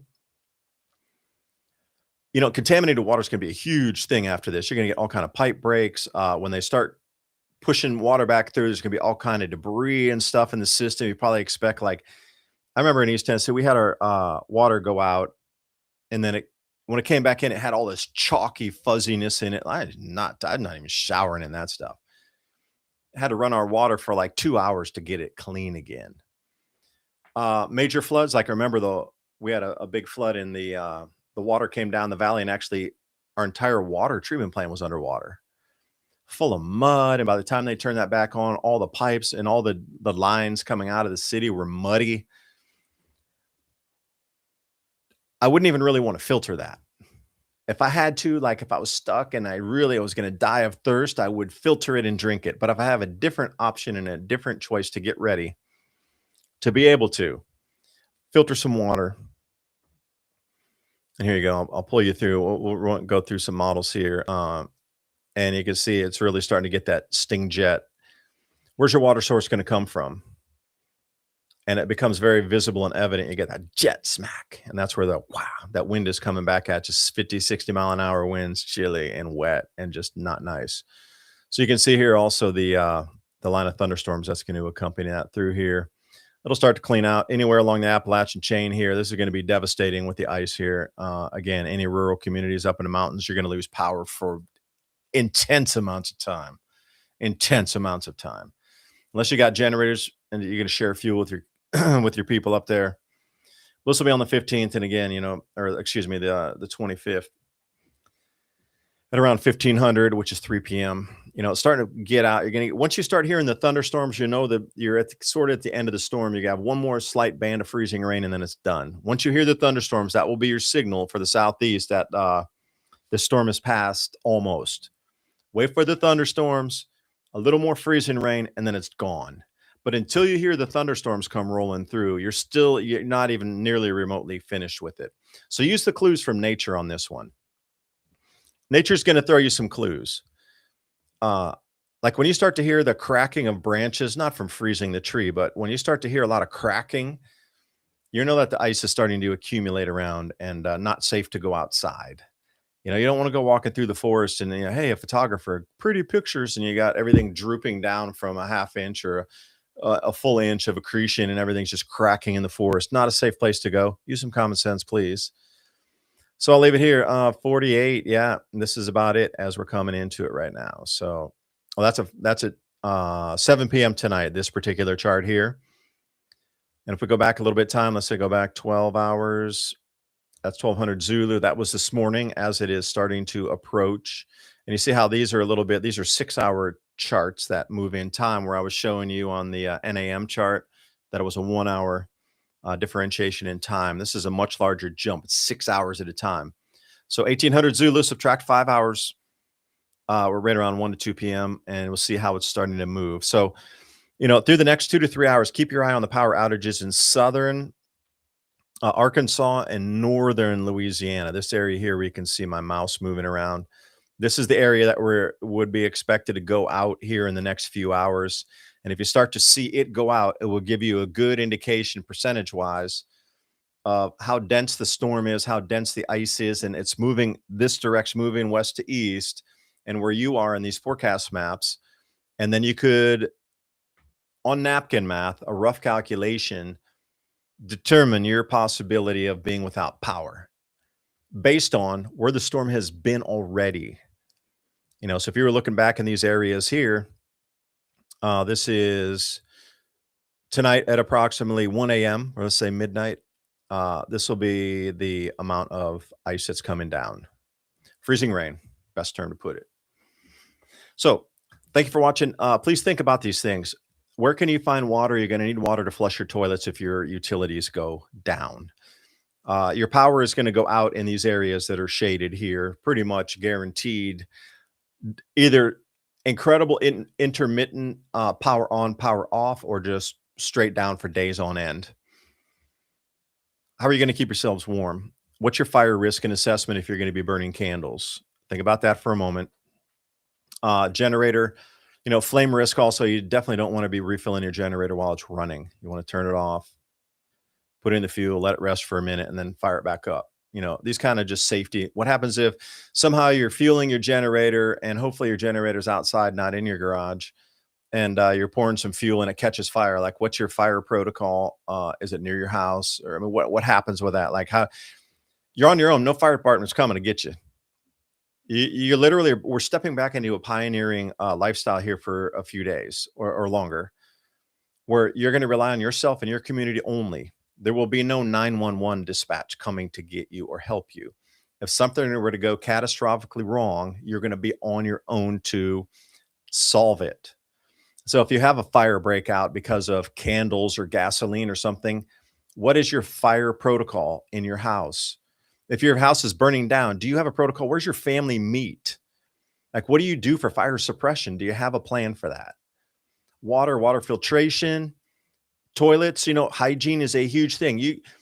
If you have a family of 4 and you keep peeing and going to the bathroom, number 2 as well, in that same toilet, after 3 or 4 days, you're not going to be able to walk into that bathroom. Like, do you have a way that you can actually take not really filtered water and, out of a pond somewhere or a stream and be able to pour a 5-gallon bucket in there and flush it every time? Hygiene is a huge thing. Huge thing. How about your base medical kit? Like, you're going to be moving around doing a lot more stuff. What if you're cutting branches? What if you cut your fingers? Running a chainsaw? What if somebody gets hurt? Do you have tourniquets? Like, all these things med-wise, because your ambulance is not going to come to get you, and you're not going to be able to take your car to go out to a hospital. Shit, they're not even going to be able to get their staff into the hospitals. Emergency medicine, whether it be small cuts and these sort of thing, you're going to be working outside. Maybe you don't have gloves. You're still going to have to move branches out of the way. You're going to get scraped. You're going to get cut. And heaven forbid, stay away from the down power lines. The forecasts are clean for you here to see when this arrival is and when it is not coming. So, at the end of it, you're going to listen for the thunderstorms, and then you could probably venture out and, take a look, see what is going on. All right, so this is a 220 view here, 227 approximately currently. So let's see how the storm has evolved since then. I don't really want to go full screen view because that might ruin the. Okay, here we go. So Nashville right here, Clarksville, Dalton is South Chattanooga, and then you come down to Rome before you get to Atlanta. Spartanburg that's out in South Carolina over here. Asheville, that's in North Carolina. They're going to get pelted again. They got wrecked in Hurricane Helene. They're going to get devastated in this ice storm as well. North up here, we get West Virginia, and also you get up into Virginia, Motor Speedway, Bristol up there. And we got Jackson come down into Memphis, so we can really see where the precipitation is. Let me shrink this just a sliver. So everything's moving in the direction. So those of you in East Tennessee, North Alabama, North Georgia, we're next. We're just minutes away, hours away from getting the precipitation on us of varying degrees. So you can see how we're getting some light, snowed a little bit here and there. Now the sleet comes in. Now the freezing rain's coming in, and you can see sort of how it's moving to the northeast, spreading a little bit. But as the temperature drops tonight, this rain that's higher, say 15,000 feet, this lower ground level freeze event is going to cause more freezing rain as the temperature drops through the evening. So if it's later tonight, like around midnight, where it's at Birmingham, that won't be rain. That'll be freezing rain. We're just lucky we're in the middle of the day where some of this can warm up at higher altitudes right now. But as we descend into the evening coolness and it gets colder behind that, all of this rain is going to turn into freezing rain. So just daylight hours and nighttime There's going to be different temperatures, different precipitation patterns happening, and this is going to be a constant shift. So I wish you the best of luck in your preps. I am going to get back outside and check back on my farm. I have so many things going on myself right now. Oh, thank you for the heads up. Stay warm down there. Thank you, Shaky Lane. Sorry, I haven't been really paying attention to the comments too much. Who else? Let me roll through a couple of the comments before we get out of here. I'm going to come back at you later tonight when I have a few more slides ready and can get back into my research mode. I am on Starlink out here. I do have the generators, so I shall be able to keep my router up, Starlink, everything. So I'll be able to broadcast through the storm. Yeah, those living near hot springs have it made. Well, they didn't have it made during the floods in Hurricane Helene. That was a very heavily damaged town. I had some friends who went up there to help do some reconstruction up in Hot Springs. So shout out to y'all up there. Would recommend anyone running chainsaws does a spore. Yeah, exactly. Very good point. Forestry specific first aid course. Chainsaws, people are always thinking, oh, I'm just going to cut myself. Have you seen the weight of a tree come down and smash somebody's bones before? I encourage you to look at the videos on YouTube of chainsaw things gone wrong where people get injured, not dead, injured. Those things fall and they'll get caught up in the canopy and rip back. And if you're in the, oh man, you just shattered all your ribs. Oh, you just crushed your leg, your femur bones completely, not broken, shattered. Deal with that in an ice storm when you can't get help for 3 days. This is exactly what he's talking about here, or her. I don't know how you identify it. Well, I didn't really look at the name. I just read the comment there. That's funny. But think about the forestry course. Yeah, and that's a very good idea to take any kind of yeah, and again, I said, I'm a retired house fire. I'm very leery of house fires, never had one. We're in a log cabin out here on the edge of the forest. I've cleared completely around my place for forest fires. We got fire extinguishers in nearly every single room. It's no joke when your house catch on fire. And it's 30 minutes for our fire department to get out here anywhere. My house would be totally burned down by the time they got out here. You're really on your own. And will there be looting? I am not sure how bad it will get for how long. It just depends if if it goes into a prolonged period of 1 to 2 weeks and people cannot get. Oh, you're up in Cherokee. Yeah. Okay. Nice. Cherokee National Forest area. Ice your way. Yeah. I didn't look outside, but I bet it is because if you're at Cherokee, I'm just miles from you. So I guarantee we got it. I have the shade block on here, or else it blows out all the lighting. I can't get the lighting in the studio so I cover my window with a black shade, and I can't look out my window when I'm doing videos like this or lives because it'll blow the lighting out. Back to the looting. There could be some looting if the power outages last for days or more than days, up into the week plus, and they can't get themselves out to go get any stores. Your neighbors are probably going to be the ones that you're going to be worried about. Not some out of towners coming in looking for stuff. They're not going to be able to get there. It's going to be such, branches down, power lines down, water pipes out, all these types of things. So a lot of people envision, the looters, they're coming from the city, they're going to drive it. No, your looters are going to be your neighbors at this point in this kind of situation. So would you share with them and maybe they'll remember that in the future? Or are you going to start a feud because you knocked one of them down as they were trying to come in your house? Well, them boys knocked down my cousin when they were coming in the house down there. That kind of stuff. Well, now the ice is out. We're going to go back and get them. That's for real. You're going to have to make those choices of what kind of people they are. And, so if it goes on for like 1 to 2 weeks, you're going to have to worry about your neighbors being your greatest threat. In a city, 5 days and everybody's a threat, right? Rural folk aren't coming to the city to go loot you. People in the city are going to loot you after just days because there's far less resources. Most people in the countryside are and I know it's a blanket statement, semi-self-sufficient, but trapped in your house now. And please remember, like I say, that was a great comment. Please understand forestry first aid. Can't emphasize that enough. And one last check here on the power outage map. Let's refresh this, and I will check back with y'all a little bit later. Going into Louisiana. Oh, yeah. See, now those 2 North County, like Lincoln County and Union County, are now showing power outages where they weren't before. So you can start to see that this freezing rain is starting to take out power intermittently across where it's drizzling onto. So this is a great indication that it is going to knock out power. Absolutely. So get ready for that. But I'll come back at you in a few more hours here. I do appreciate you watching. Hope you got everything, got something out of the video. Thank you for keeping us informed. Well, thank you, Marcelfi 474. Appreciate it. And Shacky Lane. Try to keep you all informed here. I'm gonna line up a whole bunch of different resources for the evening broadcast. If it does, I'm gonna be on Starlink. I'll come back at you probably around 9 o'clock tonight or maybe even 10 p.m. I'll let all the other guys run through their stuff for the day, but I'll come back later in the evening. I'm gonna pop some modafinil and I'm gonna run with it for the day. So I will be up with you coffee and mind biscuits. So I do appreciate you watching. Please consider if you're thinking about storable foods or preps in the future, My Patriot Supply. That's one of my sponsors, and every purchase you make help keep the channel on air. You can get yourself more prepared. I know it's way too late for now, but I'm just saying in the future if you do. But anyway, thank you so much for watching. I'll see you next time. Let me sign out of here and bye for now. Peace. Oh, not to you guys in the South.